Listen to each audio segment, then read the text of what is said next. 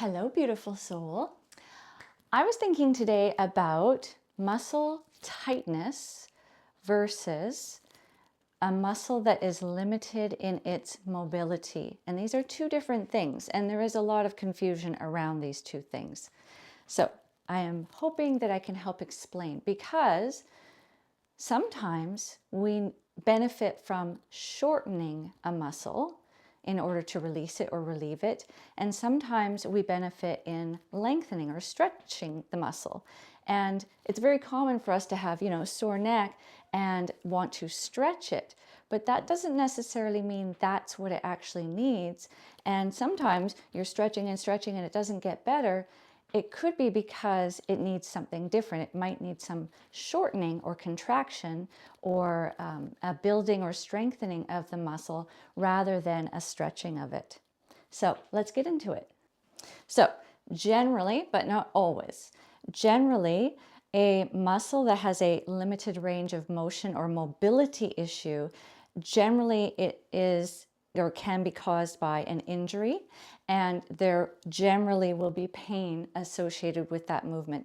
So I've had whiplash in the past. If I look over my shoulder, especially over my right shoulder, not only do I feel limited in how far I can go, it feels like an actual restriction, but if I push just a little bit more, there's actually a little bit of pain associated with it. Not a big pain, but pain. Whereas if I've been out for a run and I did extra hills or went a little further, a little faster than normal, and my muscles feel tight, and when I come down into a forward fold, it actually feels like a stretching or a extension in the muscles, but it kind of feels good. It doesn't feel like pain. That generally means that it's a tight muscle versus a mobility range problem. So of course, we're always looking for a balance between lengthening and shortening. We tend to, those of us that sit at desks a lot, we tend to sit and maybe have a curved back and maybe our chin is jutting forward. And so you can see here, I'm lengthening in my back, but I'm shortening in the front. Right? So if I do that every day and not balance with something to lengthen in the front and shorten in the back, then I'm going to end up with a chronic neck pain, back pain, maybe a hump on my back. So the balance of both is very important for your optimal health and well-being. In the case of a mobility issue where there might be a little bit of pain associated with it, generally, lengthening is advisable. Again, we want both, but lengthening may help to relax and release in that muscle. So lengthening may help you gain a range of motion a little bit more and ease that pain. Whereas a tight muscle sometimes can mean also lengthening, but sometimes shortening or contracting the muscle will actually support it in getting stronger or more stable, so that when you do those activities, it doesn't cause you any tightness or soreness anymore. So you can see that both are required for a happy, healthy body, and learning which one you need, but also incorporating both stretching or lengthening a muscle with shortening and contracting a muscle is vitally important to your overall health and well-being. Okay, so just to put that into practice, I'm going to pretend that I have some neck pain that is both from a mobility issue, from having whiplash in the past and not really dealing with it well as sitting at a desk. So I've got the double whammy, which a lot of us do. And I have trouble looking over my right shoulder. So I would like to increase my range of motion. I would like to reduce any kind of pain that I might feel. And I would like to feel just looser in the neck so I don't end up with a tension headache, something like that. So here's what we would do in this case. If my right side is limited, then I want to both stretch and strengthen, or lengthen and contract. So here's what we do. For the stretch, for the lengthening, what we're going to do is take our left ear down to our left shoulder. And I'm sure you've seen this stretch before. So this would be really great if you're having some limited mobility issues, but also just in general, it feels really good. Okay, so another key is if you're only having tightness and not a range of motion issue, then when you do some stretching, it actually eases out and feels better. Whereas the range of motion issue, you may need to do a little bit more before the pain decreases. Okay, so here we are. We're going to lengthen the muscles in the neck and the shoulders, the trapezius, the sternocleidomastoid.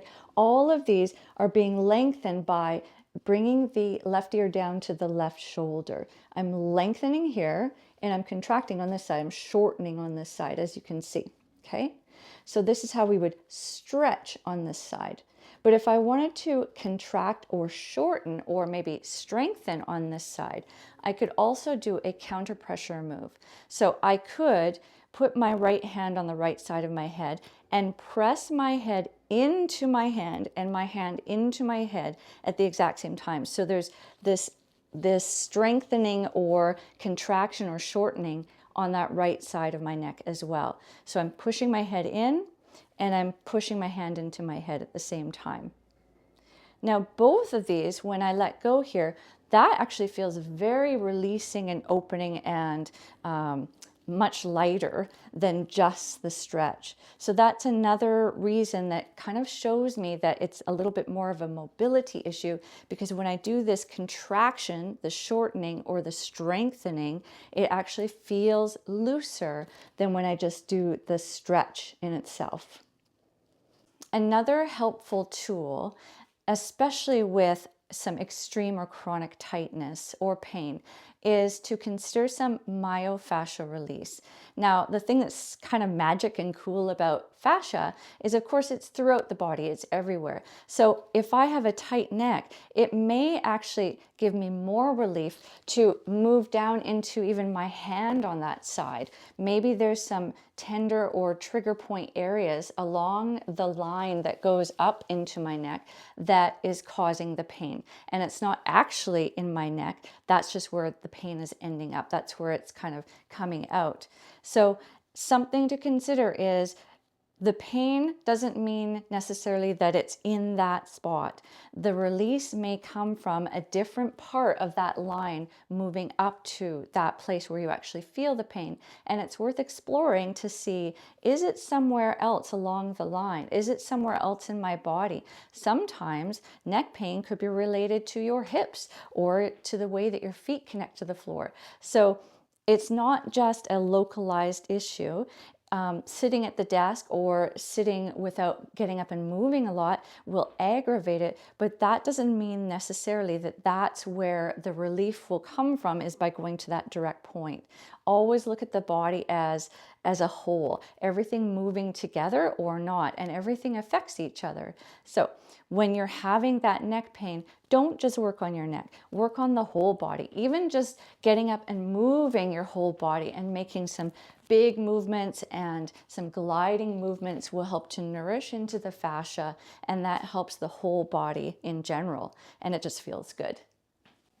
So the next time that you might feel tightness or soreness or discomfort, or notice that your range of motion might be feeling limited, look to doing a variety of things that balance the body better, both lengthening and stretching, but also contracting and strengthening. So as that example, stretching in the neck and lengthening here, but also the counter pressure so that we are strengthening the neck at the same time. And overall, this will give you a much better balanced body, and you'll feel better longer and more often.